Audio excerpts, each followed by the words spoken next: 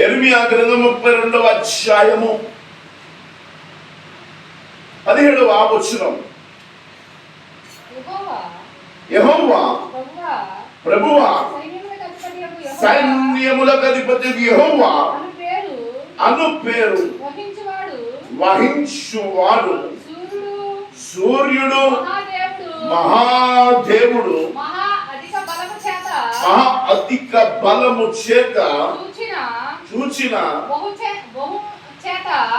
బహుచేతను భూమి ఆకాశము సృజించితివి, నీకు అసాధ్యమైనది ఏది లేదు.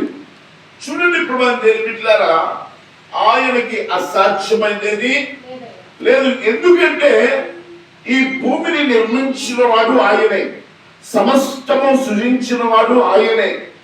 ఆయన చేత మనిషిని నిర్మించిన వాడు, రూపించిన వాడు ఆయనే.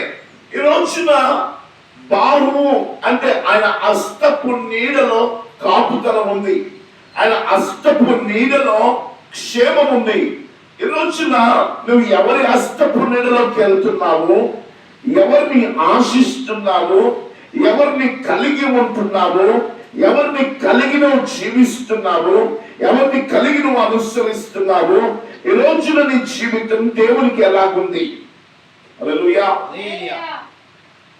దేవుని హస్తము చాపబడి ఉన్నప్పుడు కొందరు మాత్రమే చేతికి ఉండగలుగుతారు, కొందరికి అర్హులు ఉంటారు, కొందరే అర్హులుగా ఉంటారు, అందరూ అర్హులై ఉంటారు. అసలు నిత్యము ఆయన బాహు కింద మనం ఉంటే, అనగా ఆయన హస్తపు నీడలో ఉంటే మనకి ఏం కలం చేయబడుతుంది? మనం ఎలా ఆశ్రయించబడతాం? నిత్యముగా ఈ నెలంతా, వచ్చే నెలంతా ఆయన బాహుపై చాపబడిన గాక, ఆయన బాహు చాపి మీ కుటుంబాన్ని దీవించును గాక, మీ కుటుంబాన్ని ఉన్నతముగా సాక్షులుగా నిలబెట్టుకును గాక, ఆయన బాహు చాపి ప్రతి పరిస్థితి నుంచి విడిపించబడిన గాక, ఉన్నతమైన కార్యాలు జరుగును గాక. చూడండి, ఆయన బాహు చాపబడితే ఎలా ఉంటుందంటే, కోడి తన రెక్కలు చాపి తన పిల్లలను గ్రద్ద నుండి ఎత్తికిపోకుండా ఎలా కాపాడుతుందో అలా మనల్ని కాపాడే దేవుడై ఉన్నాడు. హల్లెలూయా. ఇంకో మాట చెప్పాలంటే, ఒకరి తల్లి వాళ్ళని ఆదరించినట్లు ఆయన బాహు కిందకి వచ్చిన వారందరినీ దేవుడు ఆదరిస్తూ ఉంటాడు. అందుకనే నిత్యము ఆయన బాహు వైపు చాపబడిన గాక, బిడ్డల వైపు చాపబడిన గాక. ఇందుకీ ఆయన బాహు చాపి ఎలాంటి కార్యాలు చేస్తాడు? నెంబర్ వన్ సహాయము చేస్తాడు. చెప్పండి, సహాయం అంటే ఎవరికి చేస్తాడు? ఆయన బిడ్డలకి సహాయం చేస్తాడు. సహాయం ఎవరికి చేస్తాడు? ఆయన నమ్మిన వారికి సహాయం చేస్తాడు.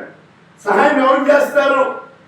దేవుడు ఆయన మాట విని ఆయనకు లోబడిన వారికి దేవుడు సహాయం చేస్తాడు. అర్థమైందా? సహాయం చేసే దేవుడై ఉన్నాడు. అంటే చూడండి, ఏ పరిస్థితిలో ఉన్నా, ఏ స్థితిలో ఉన్నా, ఏ ఇబ్బందుల్లో ఉన్నా, ఏ వ్యాధి బాధలో ఉన్నా ఆయన ఖచ్చితంగా సహాయం చేసే దేవుడై ఉన్నాడు. హల్లెలూయా. ఇట్లాగే ఒక ఆయన ఉన్నాడు, ఆయన దేవుని బిడ్డే, దేవుని అభిషేకం కలిగిన వాడే. ఆయన మాట్లాడితే దేవుడి దగ్గర నుంచి వచ్చిన మాటలాగే ఉంటది. ఆయన పేరే బిలాము అనండి. చెప్పండి, బిలాము అనండి. ఈ బిలాము ఎవరి మాటలు వింటున్నాడంటే మనిషి మాటలు వింటున్నాడు. ఏమండి, మనిషి మాటలు వింటే మంచిదా, దేవుని మాటలు వింటే మంచిదా? నిజమేనా? మందిలో ఉంటే బాగా చెప్తాడు కానీ బయటకు వెళ్ళిన తర్వాత అసలు వయసు అంతేనంటారా? దేవుని స్తోత్రం, దేవుడు దీవించిన గాక. కొందరు బయటికి వెళ్ళిన తర్వాత మనుషులు మాటలు వింటారు, ఇలాంటి మరి అనేకులు దేవుని సహాయం పొందుకోలేకపోతున్నారంటే మనుషుల మాటలు విని దేవునికి దూరం అవుతున్నారు. ఇక్కడ ఈ బిలాము కూడా ఎవరి మాట వింటున్నాడంటే దేవుని మాట వినట్ల. ఎవరి మాట వింటున్నాడు? మనుషుల మాటలు వింటున్నాడు. మనుషుల మాటలు వింటే వచ్చే ప్రయోజనాలేంటి? దేవుని మాట వింటే వచ్చే ప్రయోజనాలేంటి? ఏమండి, ఇప్పుడు మనిషి దేవుని సృష్టించాడా? దేవుడు మనిషిని సృష్టించాడా? నిజమేంటారా? మంచి. మరి ఎందుకు దేవుని మాట వినట్లేదు?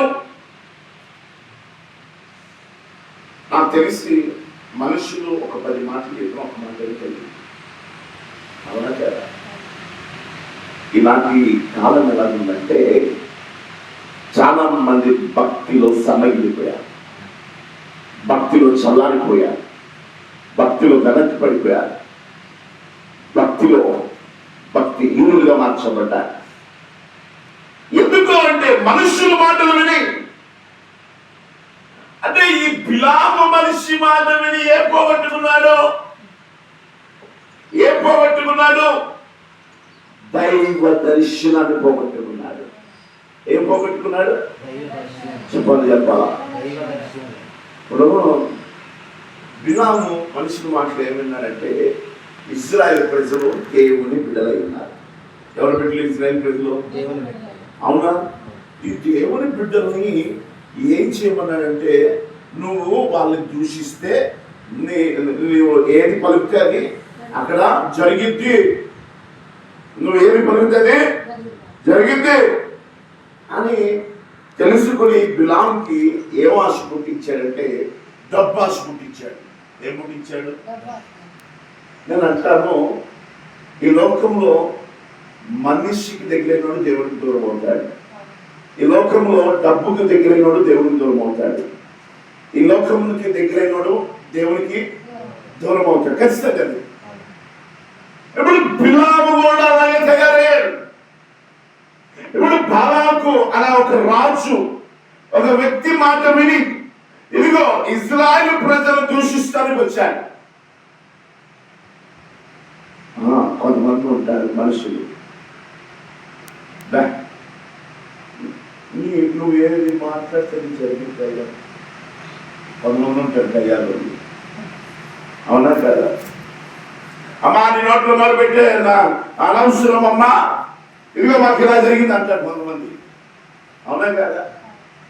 కొంతమంది అంటారు నీ నోట్లో నోరు పెట్టిన పెద్దల సమానం అంటారు కొంతమంది. అవునా కదా? నీ నోరు ముళ్ళ కంప అంటారు కొంతమంది. అంటారా? బిలాము ఎంత దూషించుటకు శపించుటకు వచ్చినప్పటికీ ఒకటే దేవుడు అక్కడ నిర్ణయం తీసుకున్నాడు.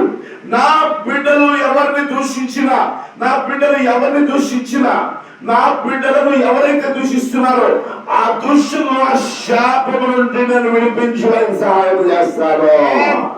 నేను ఒకటే అంటున్నా, ఎంత మానవుడైనా, ఎంతటి ప్రయోజకుడైనా, ఎంతటి వాడైనా, ఎవరైనా సరే, ఎంతటి వాడైనా సరే, అది ఇరుగుబడి వారైనా సరే, ఎవరైనా సరే, నిన్ను ఎన్ని మాటలన్నా, ఎన్ని దూషణ మాటలు పలికినా అవి నీ పైన నెరవేర్చబడవు. ఎందుకంటే నువ్వు దేవుని బిడ్డవై ఉన్నావు, దేవుని శత్రువై ఉన్నావు కాబట్టి నిత్యముగా దేవుడిని చిత్రడే ఉన్నాడు. హల్లెలూయా. అంటే మనం భయపడవసరం, ఏం చేయబడవసరలా? చెప్పాలి చెప్పాలి చెప్పాలి భయపడవసరలా. ఎందుకు? దేవుడు సహాయం చేస్తాడు. చూడండి, యెషయా గ్రంథం 59:16 చూడండి. బైబిల్ ఉన్నవారు యెషయా గ్రంథం 59:16